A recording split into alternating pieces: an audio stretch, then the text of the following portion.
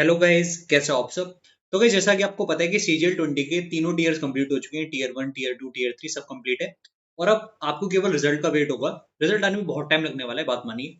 और मैं आपको यहाँ पर एक्सपेक्टेड कट ऑफ बताने वाला हूँ। ठीक है, अगर आप इसके आसपास हैं तो आप मान सकते हैं कि आप सेफ स्कोर में या फिर आप सेफ जोन में। ठीक है, और ज्यादा टेंशन लेने की बात है नहीं।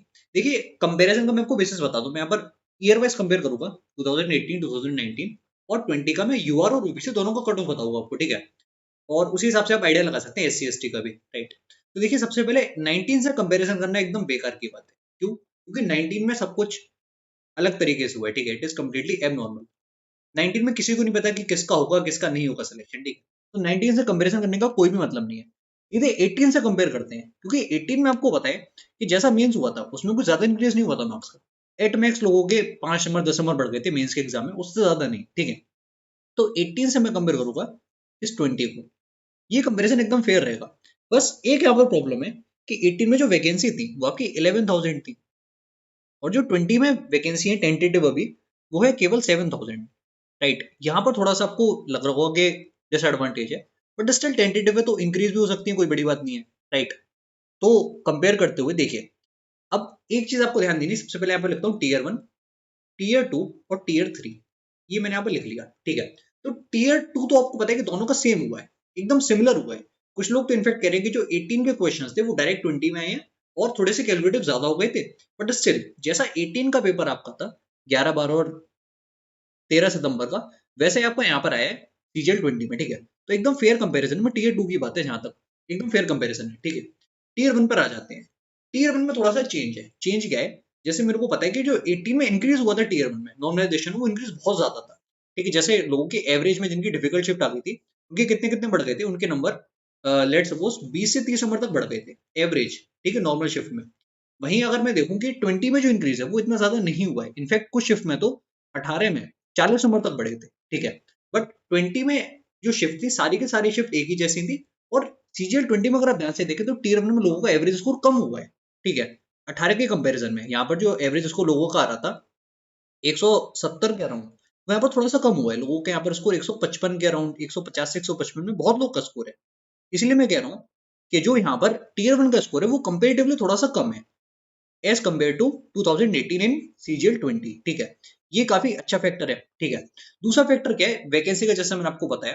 राइट, तो ये दोनों जो फैक्टर है एक दूसरे को कैंसिल करने वाले हैं, क्योंकि वैकेंसी आप देख रहे हैं, वैकेंसी में भी बहुत डिफरेंस है यार।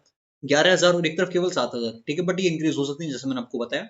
स्टिल जो टीयर 1 का जो गैप यहाँ पर बनना था ना, उससे कॉम्पेंसेट हो जाएगा। राइट, टीयर 2 दोनों का सेम हुआ है, कुछ ज्यादा खास उसमें अंतर है नहीं।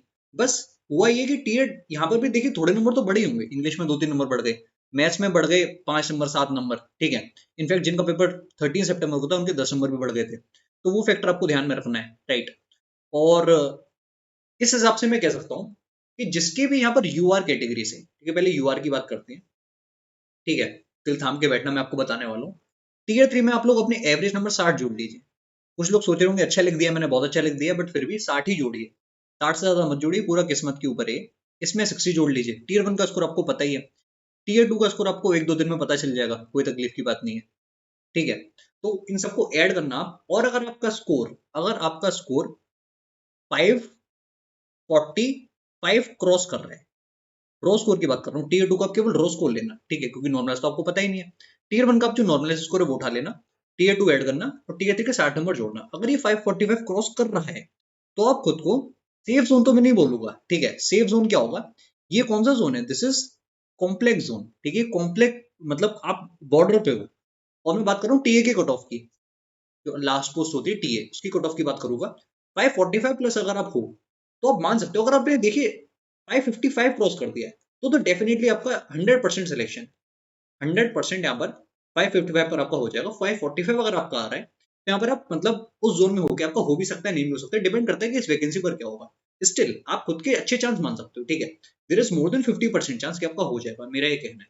राइट, इस तरीके से ओबीसी में आप भी इस नंबर को 528 मान सकते हो। राइट, इसके प्लस अगर आप हो तो आप खुद को सेफ मान सकते हो। ठीक है, ये मुझे आपको बताना था। और एक फैक्टर आपको और ध्यान में रखना है कि टीयर 3 की परफॉर्मेंस बहुत इंपॉर्टेंट है। टीयर 3 में यहाँ पर कुछ लोग 10 नंबर ज्यादा ले लेंगे, कुछ लोग 10 नंबर कम ले लेंगे, बट स्टिल 60 एवरेज आप मान सकते हो। ज्यादातर जनता के नंबर 60 ही होंगे, आप लोग देखना जब रिजल्ट आएगा तब।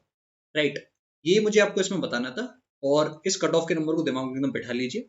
ऐसा नहीं है कि एकदम फाइनल है ये। देखिए सीजीएल 18 की मैं बात करूं तो जो फाइनल लास्ट पोस्ट थी, कट ऑफ कितनी थी, 545 थी। इस ईयर भी सेम उसी का राउंड ट्रेनिंग, और इसका मैंने आपको रीजन अच्छे से बताया है। जो टीयर 1 का यहाँ पर डिफरेंस था वही बनेगा, क्योंकि टीयर 2 ऑलमोस्ट सेम है। और देखिए बात पता है क्या है, इस बार का पेपर इनफैक्ट ज्यादा कैलकुलेटिव था, राइट। और होता क्या है कि लोगों को लगता है कि अटेम्प्ट मेरे बहुत हैं, बट स्टिल कुछ सिली मिस्टेक उसमें होती हैं। और जब मार्क्स आएंगे तब आपको पता चलेगा कि लोगों के नंबर और कम कम आए हैं, राइट। स्टिल अगर आपको 540 भी है तो भी आपको एकदम निराश नहीं होना है। 540 प्लस वाले भी अपना चांस मान सकते हैं, क्योंकि नॉमिनेशन आपको पता है कुछ नंबर तो उसमें बढ़ने ही वाले हैं, ठीक है। अब देखिए आगे आने वाले एस्पिरेंट्स के लिए सीख क्या है, सीख ये है कि आपको हर एक टीयर को सीरियसली लेना है। टीयर 1 में कोशिश करनी है कि मोर देन 160 फैच करो, क्योंकि तभी आप टीयर 2 में उस बैच जो गैप होगा उसको आप यहाँ पर ब्रिज कर पाओगे, ठीक है। तो ये मुझे बताना था इस वीडियो में। रखते हैं वीडियो को, बाय बाय, टेक केयर।